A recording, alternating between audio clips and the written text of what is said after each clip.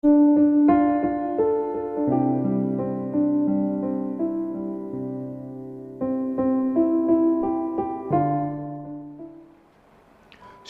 salam damai sejahtera buat kita semua.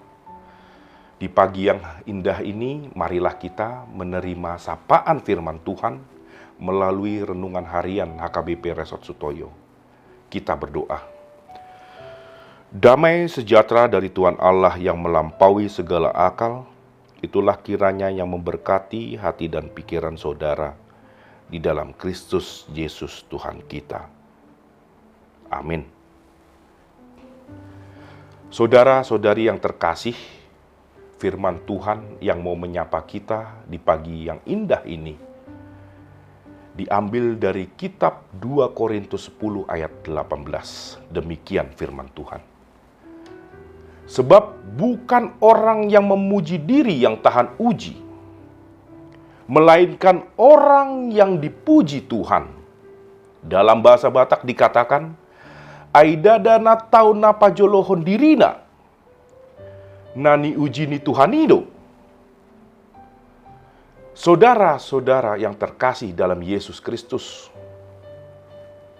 salah seorang pemikir dan jenderal dari Tiongkok bernama Sun Tzu pernah berkata, jika diri Anda mulai sombong, maka Anda menempatkan diri Anda dalam bahaya.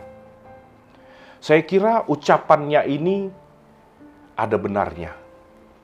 Bahwa memang awal dari kehancuran hidup manusia adalah kesombongan diri. Ya, segala sesuatu yang kita miliki dapat membawa kita ke dalam kesombongan.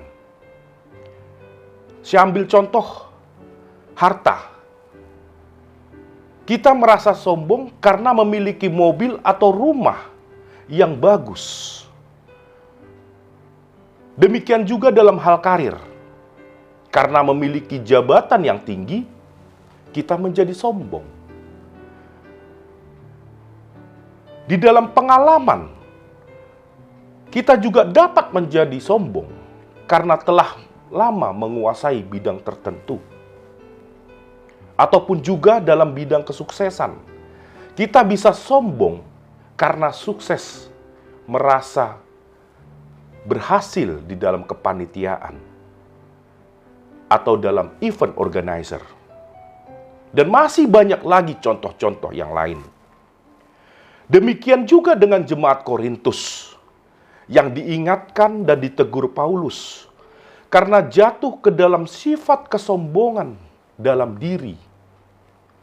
Sebagai jemaat perdana, jemaat Korintus merasa berbangga hati dan sombong atas status kemajuan jemaat yang didapatkannya.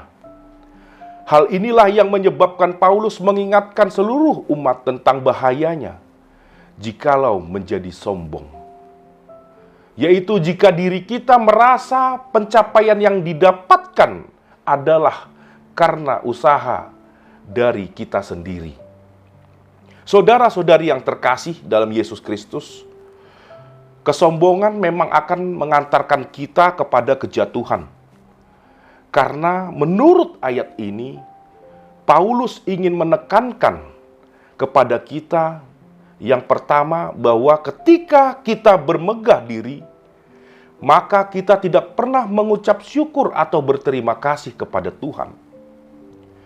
Kesuksesan datang bukan hanya karena upaya dari diri kita sendiri, melainkan Tuhan sebagai sumber pemberi berkat. Keterbatasan manusia dalam melakukan sesuatu memerlukan kasih karunia Tuhan untuk dapat sukses di dalam pencapaian kita.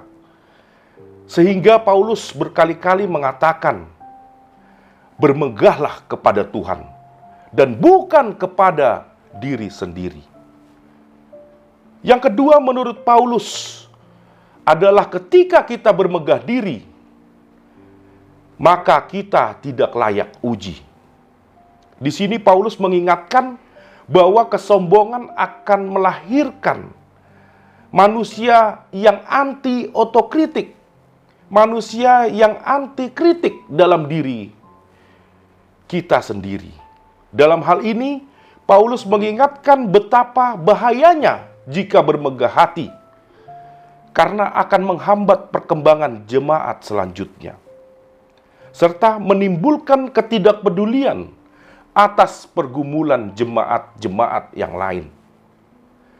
Saudara-saudari yang terkasih dalam Yesus Kristus, melalui sapaan firman Tuhan di pagi hari ini, kita diingatkan bahwa pencapaian atau kesuksesan yang kita dapatkan berasal dari kasih karunia Tuhan. Tetaplah untuk rendah hati dan mengucap syukur atas apa yang kita miliki. Karena dengan kerendahan hati, maka kita semakin dicintai oleh Kristus. Amin. Kita berdoa. Ya Allah Bapa, firman-Mu yang menyapa kami di pagi hari ini, memberikan kami kekuatan untuk selalu berada di jalan-Mu. Betapa kami diingatkan untuk selalu rendah hati dan mengucap syukur kepadamu atas pencapaian-pencapaian yang kami peroleh, serta apa yang kami punya. Kami mengucap syukur untuk segala berkat dan kasih-Mu bagi kami, termasuk pada pagi yang indah ini, yang Kau berikan kepada kami, sehingga kami boleh memulai aktivitas kami dengan hati yang bersukacita, dengan tetap mengucap syukur kepadamu. Terima kasih ya Tuhan. Di dalam nama anak-Mu Tuhan Yesus Kristus, kami berdoa. Amin. Terima kasih telah menonton channel ini. Shalom. Tuhan Yesus memberkati.